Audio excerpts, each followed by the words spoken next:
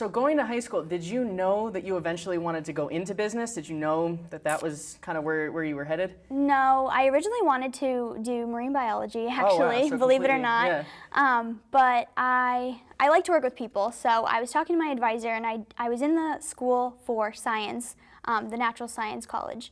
And I was talking to her. I didn't want to do research, and I didn't want to be a teacher. I didn't want to go to med school, all that stuff. But I like to work with people. I like to work outside. I like to do hands-on things. And so I explained to her, we had a talk, and we just talked about all the different stuff that I kind of like, and she recommended a hospitality and tourism management major for me. And she kind of told me about it, and I thought about it, but I wasn't in the business school. So I applied into the business school, Eisenberg at UMass, and I got in. So then after going into the business program, you got involved with the Young Entrepreneurs Across America program. Yes. So how did you come across them? Like how was that opportunity? So they're actually based out of Michigan, so their executives came and they passed a sign-up sheet around the room, and I read it, and it was like, oh, do you want to run your own business? And like I had all these different bullet points, and I was like, this might be the opportunity that I've been looking for. So I signed my name on the sheet, I left my phone number, I gave them an email, and then they called me later, and I wasn't too sure about it, but they gave me a call. They kind of explained more to me, and I was super interested. I talked to some people that had done the program before, and then we had a series of 3 interviews. The first interview was on the phone with who's my executive now. Her name is Cammie. She kind of explained it to me and then got to know me a little bit better to see if I was going to be the right fit for the type of person they were looking for this business, because you have to have a certain type of personality and drive and stuff like that, because it is a lot of hard work. So she talked to me and she passed me on to the second round, and then the second round is kind of you more explaining like what you're going to do for the business and them trying to help you kind of think of how you're going to go about it, and then if you pass that, you have to make a business plan. So they asked me to make a business plan in one day, and I didn't even know what a business plan was, so I did that, and then I had, it's kind of like a Skype interview with the VP of our company. His name's Aaron Acorn, and I had to present that business plan to him and another executive, and then that was the final interview. So I was actually hired on the spot in that interview. Wow, and then, we had classes after that, and you got to know more people in the business, and here we are. Wow, so you passed all three levels of that interview.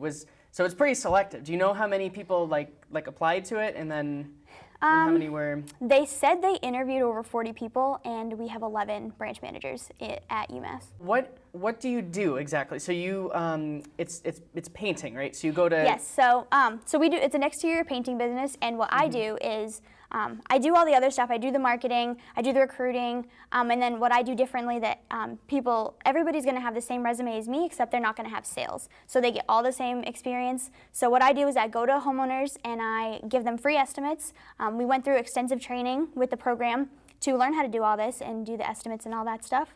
So you give them the free estimate, you write up the quote for them, and then you sign with them, and then you work with them over the summer. So I handle all that. And then it's really, you work as a team for the rest of it. So now you are a branch manager, so that means, what does that mean exactly? That's like your position, right? Yeah, okay. That's my position. Okay. I run the business. I work with the company to hire my own employees, so I hire high school and local college students that are trying to make money over the summer. They're trying to work hard and really build their resumes and have that drive to work hard. I also hire college or high school students during the week. They go out and they do marketing, so I'm providing jobs for a bunch of local students, which is really good because I'm paying for college entirely by myself, and I know how hard that can be, so it really feels good to give people the opportunity to be able to save some money and build their resumes as well and get some good experience in the field.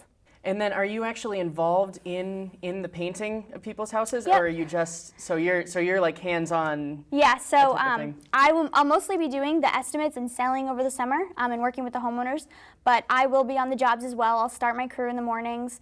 I'll work with them, and if they ever need help, I'll always go there. I'm trained as well to do all the painting. And the first week when we're paint training everybody, I'll be there the whole time to make sure that everybody's the right fit for our crew, so we're doing the best job on everyone's house. How do you go about like acquiring your paint? Like what kind of materials are you using? So we are partners with Sherwin-Williams. We've been partners with them since we've been in the business. We've been in business for 31 years, and they come out and they train all our crews. We get all our supplies from them. We have people we work with all the time. If we ever have questions, they always give us advice, and they're always super helpful. So we use Sherwin-Williams.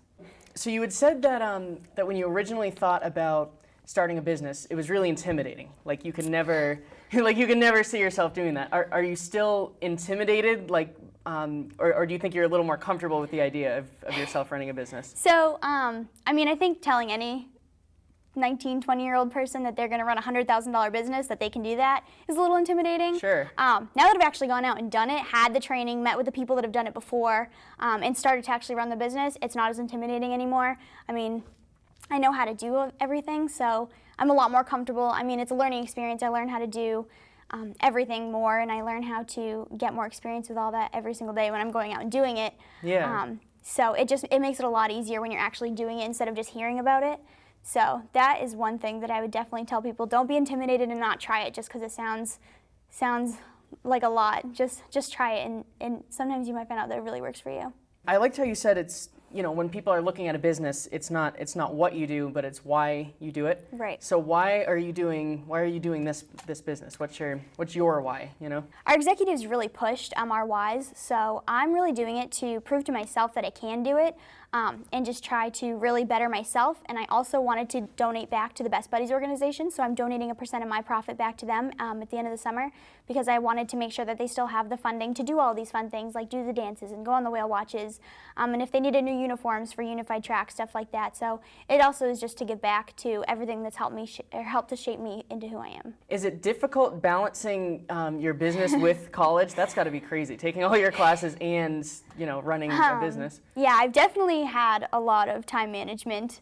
Not problems so far, but I've definitely learned how to do more time management, especially when I'm managing my school schedule, my work schedule, and then I actually have 7 marketers hired right now working under me, so I manage their school schedules. Oh, I have to know when they all have after-school activities, which I know about, so I mean, I work around that for them, planning their work schedules. So it's a lot of different scheduling, but it works out. I keep in contact with them all the time. That's one of our biggest things, is we really like to have contact. So if anybody ever needs to get in touch with us, we're going to get back to them right away. So right now, I am in college, so if anybody calls me while I'm in class, I make sure to call them back as soon as I get out of class and have a moment. But it was a little bit difficult at first to manage it all at once, but I figured it out. I don't have class on Fridays, so I come home on Thursday nights, and I'll usually Thursday nights I'll do some homework and get everything straightened out. So where do you see yourself after college? Where do you see yourself going after college?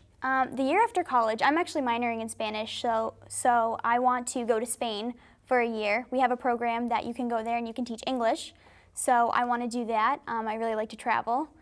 And then I'm not really sure after that. I wanna work in event planning with big firms or a company. I want to work with them to manage all that stuff. So I'm getting my management experience here. Yeah. So I'll see where I go. So how can people get in touch with you if they want their house to be painted? Great. So we have a website. It's www.studentpainters.biz, or you can call me directly. My phone number is 508-282-7025.